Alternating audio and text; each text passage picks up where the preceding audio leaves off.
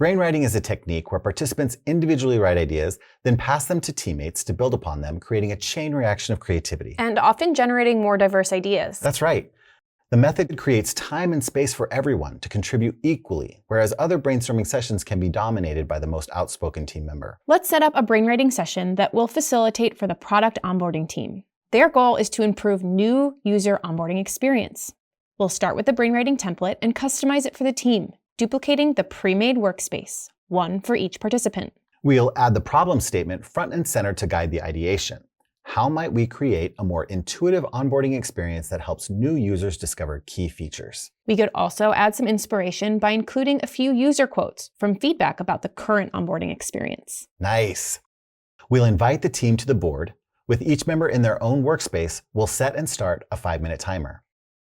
This is where the magic of brainwriting happens. Each participant silently adds ideas to their sticky notes in the workspace.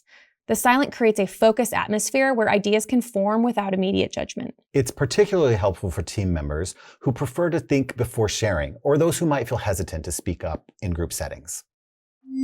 Time's up for the first round. Now everyone will move clockwise to the next workspace and take a moment to read the ideas in that space before adding their own. They can build upon what's already there or add completely new perspectives. We start the timer again for the second round.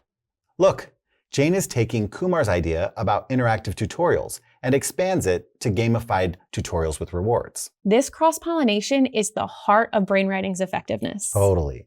Building on teammates' ideas is a powerful way to dream up inventive solutions. After 4 rounds, everyone has contributed to all workspaces, generating a pretty impressive collection of ideas. Ideas that need to be vetted. Participants can add emojis and reactions to ideas they love or have questions about. Exactly. Or for a more structured approach, we can bring in the dot voting widget so they can vote on the most promising ideas to pursue further. The top ideas are emerging.